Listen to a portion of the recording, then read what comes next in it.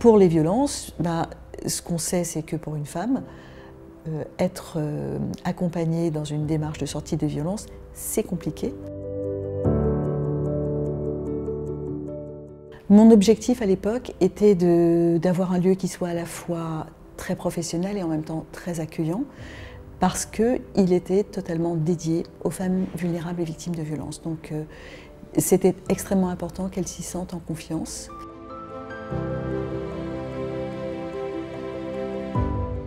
La première unité, c'est le planning familial. C'est l'unité mère, je dirais, puisque ma réflexion est partie de mon envie de délocaliser le planning, de le sortir de l'hôpital pour lui donner une vraie place dans la cité. Pour moi, le planning est un lieu de rencontre, un lieu qui est à la fois médical mais aussi social, aussi préventif. C'est un lieu pour les adolescentes, c'est un lieu où tout ce qu'on leur offre est gratuit, anonyme, confidentiel.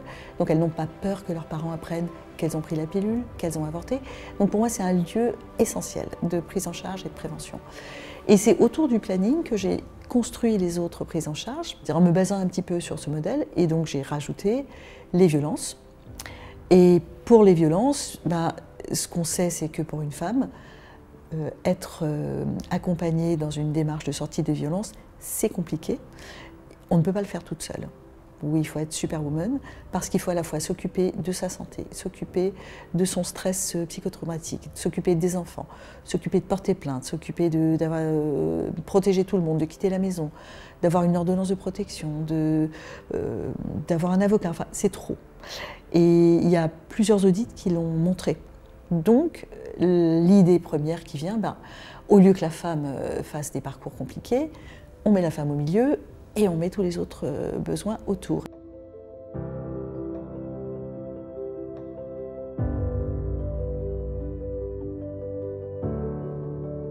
L'unité mutilation sexuelle est celle peut-être qui draine des femmes le plus loin, parce qu'il y a peu d'endroits qui sont structurés comme celui-là. Il y a beaucoup d'endroits qui proposent de la chirurgie, il y a beaucoup d'endroits qui proposent de la chirurgie puis du soutien psychologique. Ici, ce qui est intéressant pour les femmes, c'est là encore le parcours. Donc elles viennent parfois, souvent même, avec l'idée de « je veux me faire opérer ». Voilà, c'est pour ça que je pousse la porte. Et nous, notre boulot, c'est de dire « pourquoi pas », mais c'est jamais la première réponse. Donc asseyez-vous et parlez-moi. Parlez-moi de ce que ça vous fait d'être excisé, de la honte, de la gêne, de la colère, de la douleur, de l'absence de plaisir, et d'essayer de comprendre quelle est la part la plus importante parmi tous ces symptômes potentiels. Et parfois, le projet initial de la femme peut être dérouté, c'est-à-dire de s'apercevoir qu'en fait, elle est surtout extrêmement affectée, mais qu'elle a du désir et du plaisir, et que peut-être que la chirurgie ne va pas réparer sa blessure psychique, et que donc elle comprend qu'il vaut mieux commencer par le psychologue. Et entre le psychologue, le sexologue, le groupe de parole qui a aussi un effet très positif sur elles parce qu'elles comprennent qu'elles sont très nombreuses dans la même situation, qu'elles partagent les mêmes peurs, les mêmes craintes par rapport à la chirurgie, la même colère, la même inquiétude aussi de trahir leur communauté. Parce qu'une femme qui dit « je veux me faire réparer », elle dit dans le même temps « je ne suis pas d'accord avec les traditions de mon pays » et presque « j'en veux à mes parents ». C'est pas très confortable. Donc elles cheminent avec tout ça et le groupe de parole leur permet de partager ça et on voit que ça les rassemble et que ça les rend presque militantes parce qu'elles se disent « oh, mais on a toutes vécu la même chose, on a toutes connu que la violence, ça ne peut pas durer ». Aucun de nous tout seul ne peut réparer la violence. C'est la force d'une équipe cohérente, engagée, militante, qui travaille dans un secret partagé. Et c'est ça qui permet aux femmes de se dire « j'ai un réseau qui va me soutenir, qui va m'accompagner, qui va me guider dans tous ces moments difficiles ». Et j'entends par là déjà l'évaluation de l'impact des violences sur leur santé physique, leur santé psychique, et puis leurs besoins sociaux, leurs besoins juridiques, la possibilité de discuter avec un avocat, qu'est-ce que je peux faire, qu'est-ce que je ne peux pas faire, la possibilité de porter plainte qu'on offre depuis 6 mois ici même. Et en fait, c'est ce parcours qui nous rend efficaces. Et c'est pour ça que je tiens beaucoup au caractère pluriprofessionnel des intervenants de cette maison.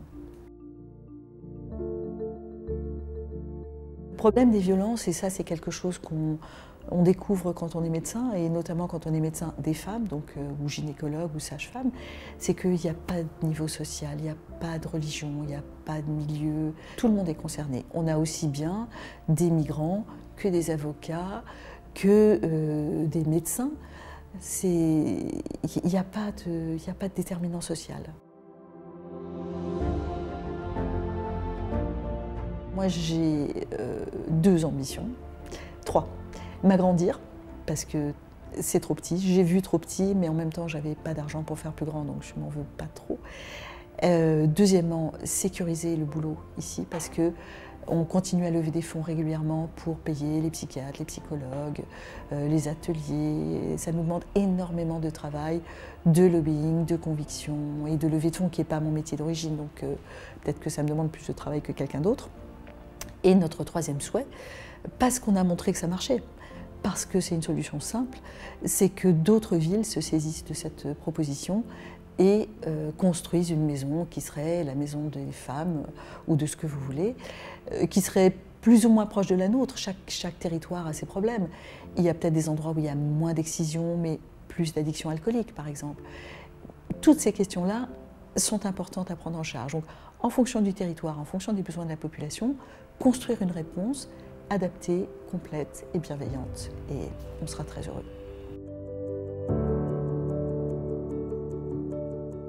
Je crois que je commencerai par l'hébergement d'urgence.